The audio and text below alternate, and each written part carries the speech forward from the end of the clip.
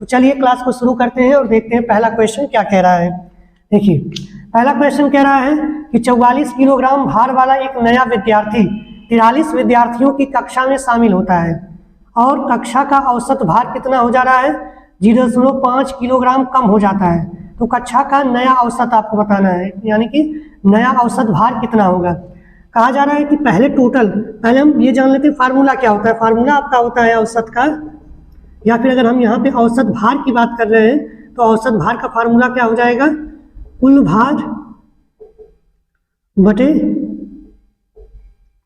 कुल संख्या, यानी कि कितने विद्यार्थी हैं उनकी कुल संख्या हो जाएगी। ठीक है, तो यहाँ पे तो पहला वाला भार दिया नहीं है तो हम उसे मान लेते हैं यक्स, और कुल भार भी हमको नहीं पता है लेकिन औसत हमको पता है कि हमने मान लिया कि यक्स औसत है, और कुल संख्या कितनी दी है 43 विद्यार्थियों की। तो यहाँ से क्या हम कुल भार निकाल सकते हैं कि उस कक्षा के कुल विद्यार्थियों का भार कितना रहेगा। तो कुल भार आपका यहाँ से कितना आ जाएगा, 43 यक्स आ जाएगा। ठीक है, अब कहा जा रहा है कि एक नया स्टूडेंट यानी कि एक नया विद्यार्थी इसमें शामिल होता है।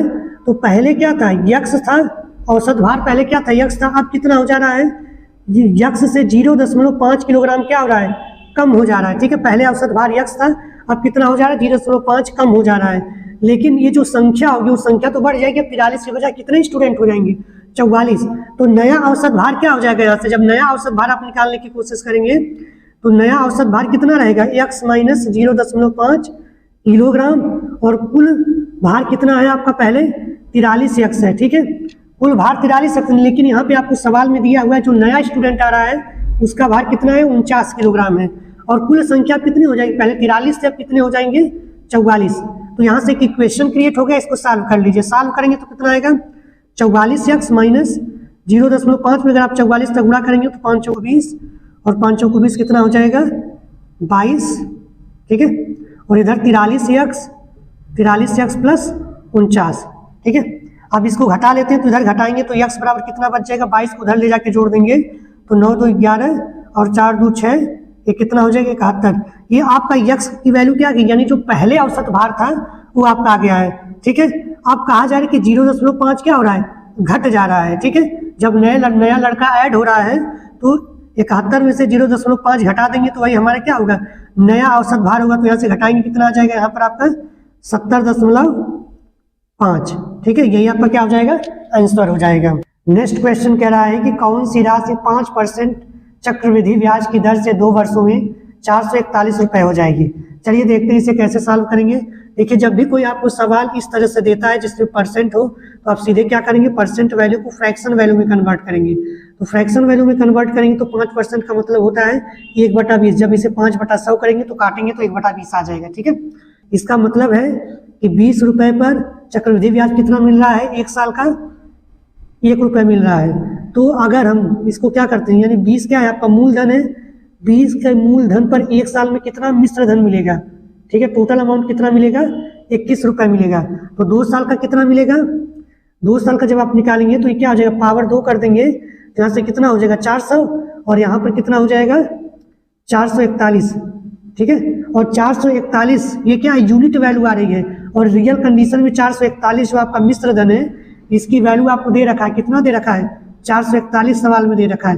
देखिए 1 यूनिट की वैल्यू कितनी यहाँ से आ जाएगी, 1 यूनिट की वैल्यू यहाँ से आ जाएगी 1। जब 1 यूनिट की वैल्यू 1 आ गई तो मिश्र धन आपका कितना बन जाएगा, यहाँ से जो मूलधन होगा वो मूलधन में भी आपको गुणा करना पड़ेगा। कितने का गुणा करना पड़ेगा, जब 1 का गुणा करेंगे तो आपका मूलधन भी कितना आ जाएगा, 400। ठीक है, नेक्स्ट क्वेश्चन देखेंगे। कह रहा है कि पाइप ए 5 घंटे में 1 टंकी भर सकता है और पाइप क्यू 12 घंटे में टंकी को खाली कर सकता है। तो यदि दोनों पाइपों को एक साथ खोल दिया जाए तो पूरी टंकी कितने घंटे में भर जाएगी। ठीक है, कह रहा है कि पाइप एक ए है जो 5 घंटे में पूरा भर दे रही टंकी को। ठीक है, एक पाइप क्यू है जो 12 घंटे में खाली कर रही है। ठीक है, क्या कर रही है, 12 घंटे में खाली कर दे रही है।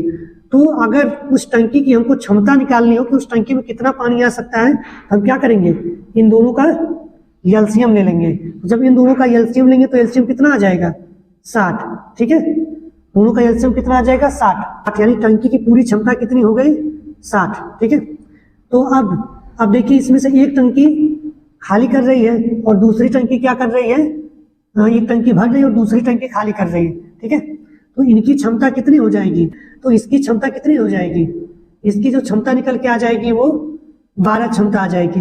इसी तरह जो खाली करने की टंकी होगी उसकी क्षमता कितनी आ जाएगी, 5 आ जाएगी। ठीक है, जब पूरे अमाउंट में भाग करेंगे तो उनको पता चलेगी उसकी पूरी काम करने की क्षमता कितनी है पाइप की। ठीक है, इस तरह से दोनों की क्षमता कितनी है, 12 और 5। ठीक है, अब देखिए अब रिलेटिव कंडीशन होगी क्योंकि एक पानी भर रही है और एक पानी निकाल रही है। ठीक है, तो रिलेटिव कंडीशन में क्या करेंगे, क्षमता किसकी बड़ी है, भरने वाली की, तो इसको पहले रखेंगे और क्षमता कम किसकी है, निकालने वाली की, इसको बाद में रखेंगे। तो इस तरह से घटा देंगे, कितना आ जाएगा 60/7, और इसको आप क्या कर लेंगे, फ्रैक्शन में कन्वर्ट कर लेंगे तो कितना हो जाएगा 8 × 7 = 56, यानी कि 8 सही और यहाँ पर 4/7 आपका आंसर हो जाएगा।